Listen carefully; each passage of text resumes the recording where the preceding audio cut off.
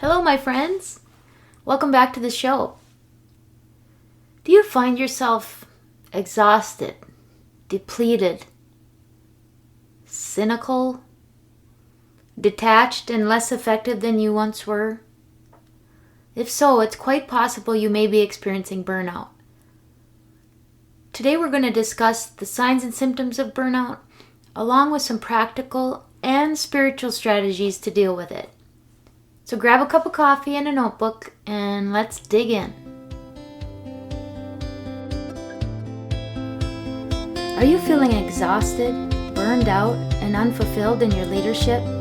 Do you struggle with perfectionism and people-pleasing? Do you find yourself left with no time or energy to care for yourself and your family? Hey friend, welcome to the Grace-Filled Leader Podcast. I'm Tanya, wife, mom, leader, and Jesus lover.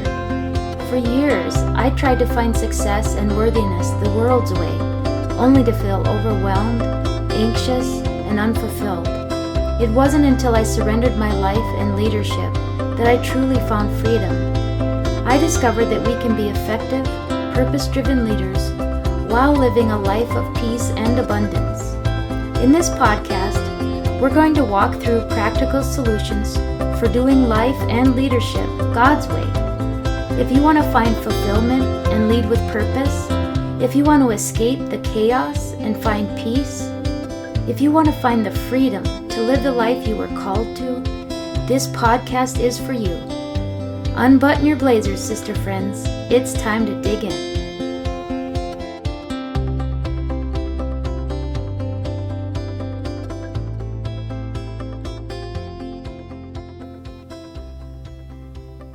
Listen here, sister. Burnout is for real. Before we get too deep into the meat of things, I wanted to just review what the true definition of burnout is and a few statistics that I found interesting. Burnout technically is defined in the ICD-11 as follows. Burnout is a syndrome conceptualized as resulting from chronic workplace stress that has not been successfully managed, and it is characterized by three specific dimensions. First, feelings of energy depletion or exhaustion. Second, an increased mental distance from one's job or feelings of negativism or cynicism related to one's job. And third, reduced professional efficacy. Studies show women are more likely than men to suffer from burnout, and more than 50% of women in leadership positions consistently feel burned out. Younger generations, including millennials, Gen Zs, and Gen Xs, all report similar burnout rates of over 50% and getting close to 60%, whereas baby boomers report significantly lower rates of burnout at about 31%. So the younger the generation, the higher the reported rate of burnout. I found that one interesting. Also, 67% of workers in the United States believe that the pandemic made burnout worse. Working in the healthcare industry, I can most certainly tell you that the post-COVID work environment is significantly different than the pre-COVID environment. Based on my observations and those around me, I believe a large percentage of people are functioning from a place of burnout or near burnout. Working in a helping profession such as healthcare, ministry, social work, etc., increases one's risk for occupational burnout.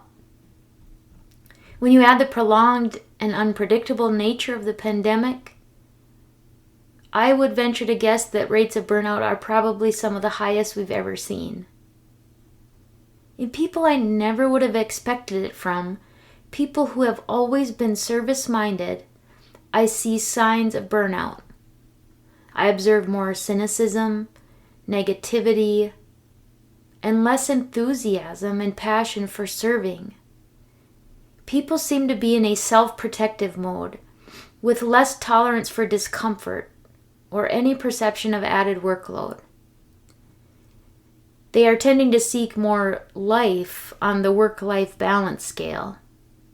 Fulfillment seems harder to find, and leaders are certainly not immune to burnout.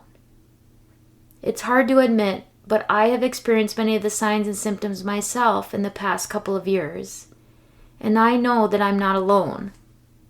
In the safe and quiet places where we can share, other leaders report feeling it also. We often feel more pressure to conceal it in an effort to best support our team members. We may also struggle to appreciate the reality and the extent to which it's being experienced by those we lead. I've struggled at times to accept the reality that exists. Coming from a background that tends to weigh the work-life balance a bit more heavily on the work side of things, it's difficult at times to come to terms with the fact that that's not true for everyone, and probably not even the majority of people in the workforce today. But it is a reality that we must navigate as we seek to recruit and retain engaged team members. In previous episodes, I talked about the expectations surrounding Christian life and leadership. It is characterized by service and sacrifice. That is and will always be true. But it's important to also maintain focus on keeping your tank full of God's strength and enduring presence. Leaders can become trapped in a vicious cycle of unhealthy sacrifice for others, which can lead to burnout. They feel unduly responsible for the success of their business and the satisfaction of team members. Leaders often feel more pressure to not burn out in the first place. We're supposed to set an example for those we lead. But to place undue pressure on ourselves and ignore signs of impending burnout, we may actually increase our risk of developing more detrimental symptoms. One of the first key steps in preventing or addressing burnout is to first recognize the warning signs in yourself and others. Some signs include disrupted sleep, loss of motivation, exhaustion, feeling that every day at work is a bad day, increased irritability, and engaging in behaviors aimed at escaping your thoughts. Now, I may not be talking about anybody in particular, but this could be looking like a little too much Netflix, chips, cheese, and salsa, some extra tasty, bubbly wine. I don't know, just a few things that pop into my mind. Anyway, once you recognize the signs, you can take steps to try to help mitigate the effects of burnout. A few practical strategies to consider in your leadership are: first, delegate thoughtfully and appropriately. Appropriate delegation can be used to empower team members and increase their sense of purpose. It is important to be mindful of their current workload and your messaging around the delegation so that it is perceived and received in the positive way in which you intended it, versus you pawning off your work and adding to theirs. Stop and reflect on your original purpose and mission. What brought you meaning in your work before getting bogged down in the current tasks and to-do lists? That's another strategy. Think about how you can revitalize the motivation that comes when working from a place of purpose. Third, set boundaries. Commitment is an important and expected aspect of leadership, but overcommitment is not healthy or productive. As leaders, we often feel we need to be on call 24/7, and we sometimes create that expectation in others. It is helpful to establish and communicate appropriate boundaries that protect some of your time off the clock. Just as your team members need to disconnect from work and have focused time for themselves and for their families, you deserve and need that too. If you never disconnect, eventually you will become depleted and potentially resentful. Fourth, ask for help. Connect with other leaders. Consider hiring a life coach or connect with a mental health professional if you are really struggling to see a way forward. Fifth, get good sleep and some form of exercise. It doesn't have to be killing yourself, sweating it out. It could just mean going for a walk out in nature. No decision is a good one made with a brain that is sleep deprived, and research has shown that better sleep and exercise benefits our bodies and our brains. When we exercise, not only do we release the feel-good endorphins we're familiar with, but our brains also release a protein that protects our brain cells from stress and promotes the growth of new neurons. A sixth strategy, and an important thing to consider as a leader, is how to support some of the same strategies we've already talked about with your employees. Seek to understand what motivates and empowers them, and take that knowledge into account when it comes to delegating duties. Help team members to reflect on the why behind their work, the things that brought them to the profession, and provide an intrinsic reward. Respect and support appropriate boundaries for your team members. Honor their time away and do what you can to support their roles outside of work. And finally, make it a safe place for them to ask for help. Foster a work culture that promotes teamwork. Encourage a sense of community in the workplace. As we look to a more spiritually grounded approach to addressing burnout, the most important thing we need to do is to trust God and His provision. We are not superhuman.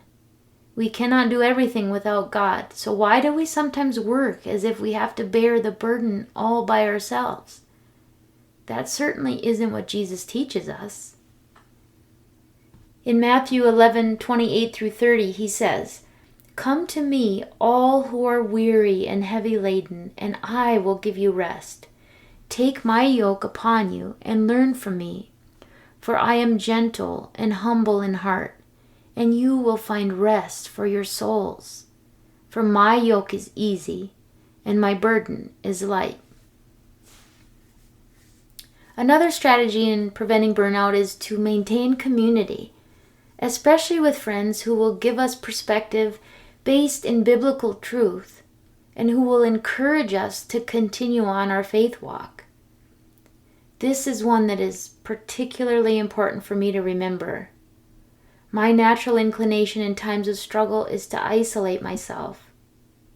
My self-protective tendency as an introvert is to avoid people and avoid community and fellowship.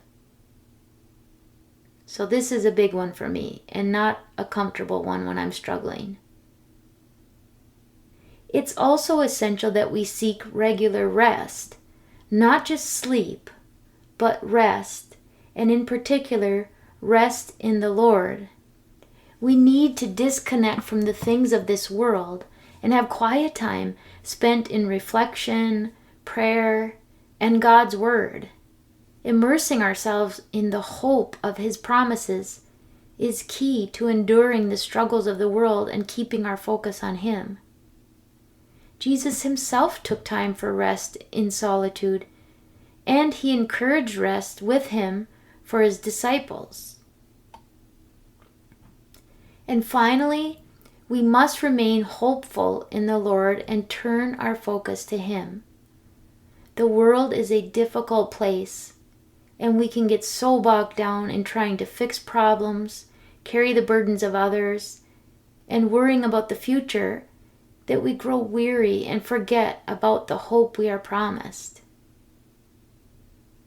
Isaiah 40:31 promises, "But those who hope in the Lord will renew their strength. They will soar on wings like eagles.